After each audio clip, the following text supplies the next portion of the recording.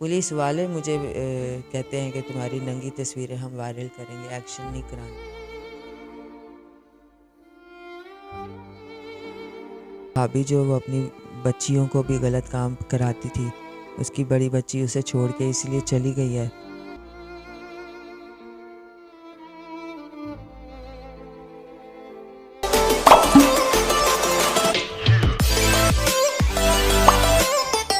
बिस्मिल्लाहिर्रहमानिर्रहीम। अस्सलाम वालेकुम नाजरीन, मैं हूं सोबिया और आप देख रहे हैं रोशन पॉइंट। आज हम ऐसी खातून के पास मौजूद हैं जिसकी स्टोरी सुन के मेरे खुद के रोंगटे खड़े हो गए। दुनिया में बहुत से बुरे हालात देखे हैं, बहुत से बुरे लोगों को देखा है मैंने।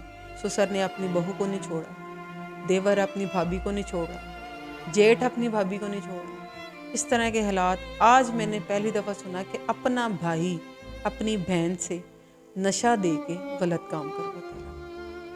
उसकी खुद की भाभी जो कि उसको जला देती है इस वजह से कि गलत काम करो।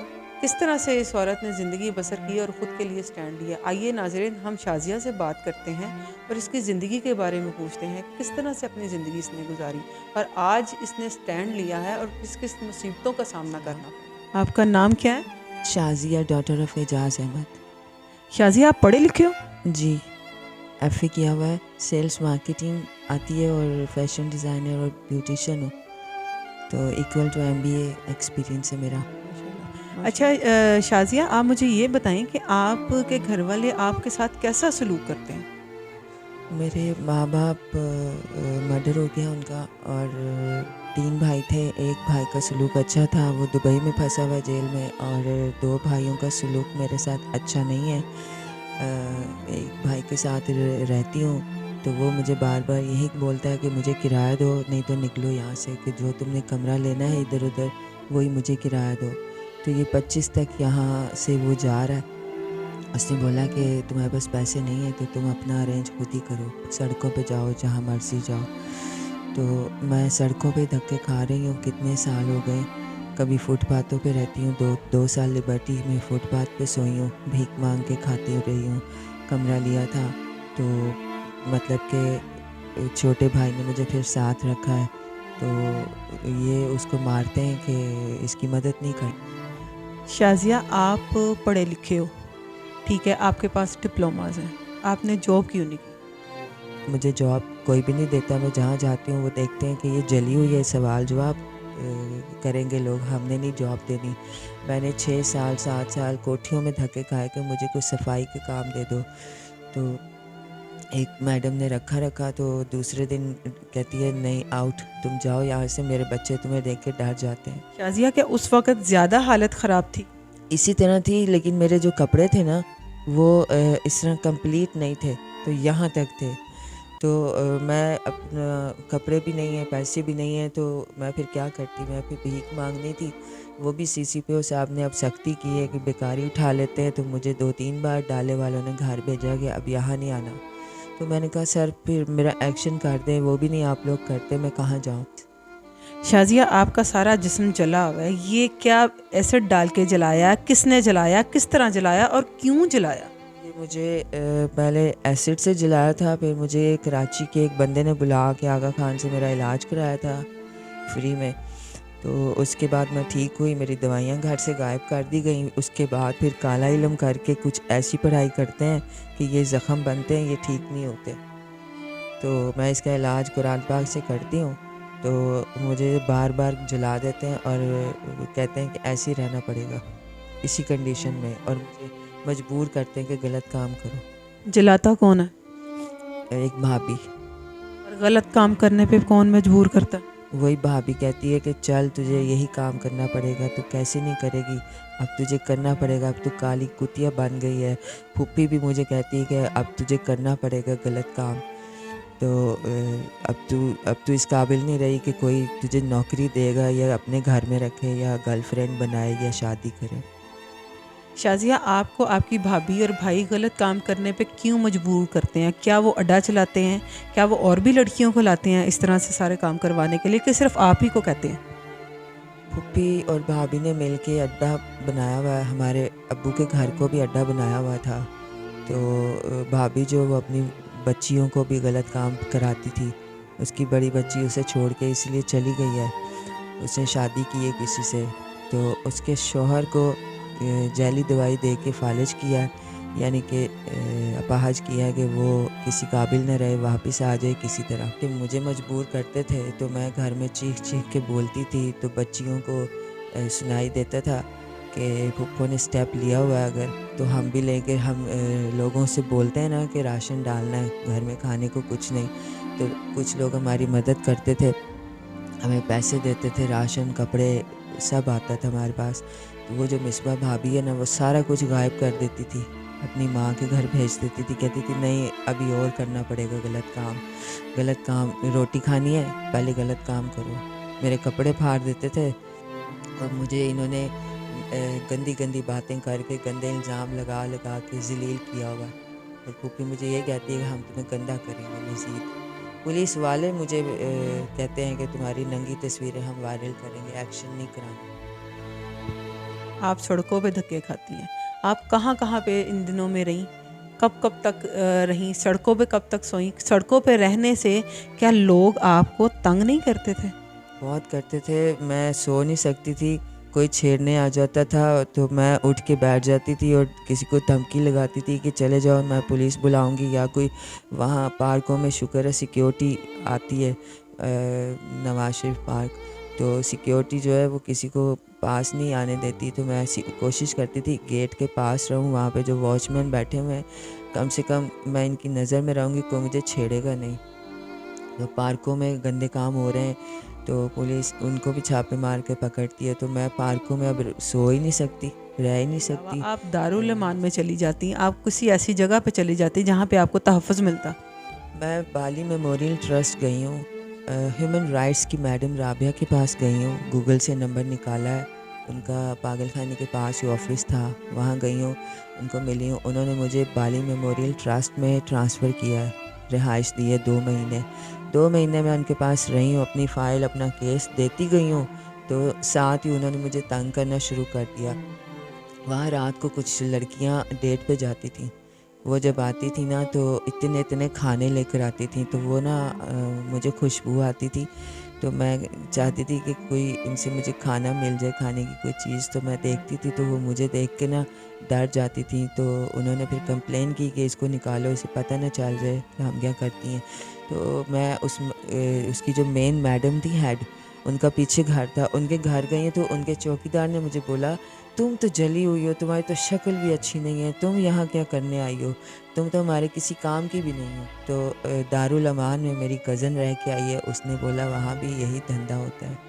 تو میں وہاں جا کے پھنس جاؤں، پھر وہاں سے کوئی نکالنے والا بھی نہیں ہوتا، تو جو سامان ہوتا ہے وہ بھی چھین کے وہ دھکے مار کے نکال دیتے ہیں. تو انہوں نے بہت کوشش کی، مجھے پاگل خانے میں بند کرایا. پھر میں اس سال جب انہوں نے تھپڑ مار کے نکالا مجھے گھر سے، تو میں رہائش گاہ گئی ہوں، پناہ گاہ. اب پناہ گاہ اس طرح کی بنائی ہے کہ لاہور کے لوگ کوئی مجبور ہے اس کو رکھتے نہیں ہیں، وہ کہتے ہیں نہیں ڈی سی او سے سفارش کرا کے آؤ. ڈی سی او صاحب کے پاس گئی ہوں، پہلے تو وہ تھے نہیں، تو وہاں ایک اور میڈم بیٹھی تھی شالیمار گارڈن کی سائڈ کی ڈی سی او میڈم، اس نے مجھے 1000 کا نوٹ دیا، میرے پھٹے ہوئے کپڑے تھے، تو اس نے کہا بیٹا آپ اپنے کپڑے لے لینا. تو میں نے اسے بتایا میرے پاس رہنے کو جگہ نہیں ہے. تو اس نے ڈی سی او صاحب سے بولا کہ اس خاتون کا آپ سفارش سن لو، اس کو رہائش دے دو. تو انہوں نے سائن کیے، فون کر دیا. میں 1 ہفتہ رہی ہوں بڑی مشکل سے. تو رات میں سوتی تھی، دن کو وہ نکال دیتے ہیں. تو دن کو میں پارکوں میں دھوپ میں جا کے لیٹی رہتی تھی، اتنی ٹھنڈ لگتی تھی، کھانے کو بھی کچھ نہیں ہوتا تھا میرے پاس. تو مجھے سمجھ نہ آئی کہ میں بھیک مانگنا دوبارہ شروع کر دوں، میں کدھر جاؤں. جس کے پاس بھی گئی ہوں تو وہ لڑکے مجھے کہتے تھے غلط کام کرو گی تو کمرہ لے دیتے ہیں. تو مجھے کوئی سمجھ نہیں آئی کہ میں کیا کروں، کہ میں اتنی مجبور ہو چکی ہوں، میں سمجھ نہیں آتی. شازیہ اب آپ اپنا گزر بسر کیسے کرتی ہو؟ بھیک مانگتی ہو یا کوئی آپ کو دیتا ہے؟ کیا کرتی ہو آپ؟ کبھی کبھی بھائی سے بڑی مشکل سے 100-200 لیتی ہوں، تو اس کے علاوہ کسی نہ کسی سے مدد مانگتی ہوں. پی ٹی آئی والوں کی وہ 12,000 کی پرچی لے کے بیٹھی ہوں، 2 دفعہ لائنوں میں لگی ہوں، باری نہیں آئی، لائٹ گئی ہے. جس کسی کو پی ٹی آئی کے لوگوں کو پوچھتی ہوں، کوئی ذمہ ہی نہیں لیتا، ان کو کوئی انفارمیشن ہی نہیں ہے، وہ کہتے ہیں جاؤ لائنوں میں جاؤ، دھکے کھاؤ. راشن کا پوچھتی ہوں وہ نہیں کوئی بتاتا. تو ابھی کچھ لوگوں نے کسی نے مجھے کوئی 2000 کسی نے بھیجا تھا, اس میں اپنا کھانا پینا کر رہی ہوں, کرایہ نہیں ہے میرے پاس, اور 25 تک میں اس گھر میں ہوں. 25 کے بعد کہاں جاؤں گی مجھے نہیں پتہ. میں بس کرایہ بھی نہیں ہے, بل بھی نہیں ہے, کھانے پینے کا بھی نہیں ہے ارینج کچھ خاص, خالی چاول ہے اور آئل پڑا ہوا آپ کے سامنے. تو میری کوئی اللہ کے واسطے مدد کر دے. میں بہت سارے کام کر سکتی ہوں, میں شیف ہوں, میں کھانے پینے کا کام کرنا چاہتی ہوں کہ کوئی ریڈی لگا لوں, یا گھر ایسا لینا پڑے گا جس میں رات کو ریڈی کھڑی کر سکوں. تو 8-10 ہزار سے کم گھر نہیں آتا انڈیپینڈنٹ. تو اگر دکان لیتی ہوں تو اس کا تو لاکھ روپے پگڑی ہوتی ہے اور کرایہ ہوتا ہے, اس کو سجانا ہوگا. تو کوئی اللہ والا میری مدد کر دے. میری فریاد ہے لوگوں سے کہ مجھے بہت سارے کام آتے ہیں, میں ہمت والی خاتون ہوں.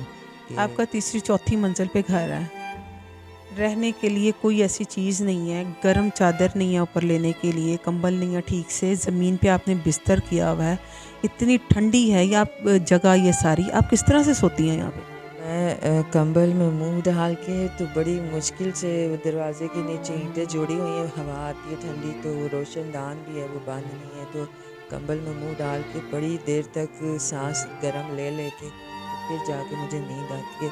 مجھے بخار چڑھ جاتا ہے, ٹھنڈ لگ جاتی ہے, صبح دھوپ نکلتی ہے, میں دھوپ سیکتی ہوں, سارا بستر دھوپ میں گرم کرتی ہوں روز. مجھے بھوک لگ جاتی ہے سردی میں, تو کھانے کو کچھ بھی نہیں ہوتا. پھر میں چائے بنا کے اس میں نان ڈبو کے کھا لیتی ہوں. تو اکثر بھوکے ہی مجھے سونا پڑتا ہے, اور میرے پاس گرم بستر, رضائی, کمبل اپنا کچھ بھی نہیں ہے. آپ کی بھابھی, آپ کے بھائی ابھی بھی سیکس کرنے کو فورس کرتے ہیں آپ کو؟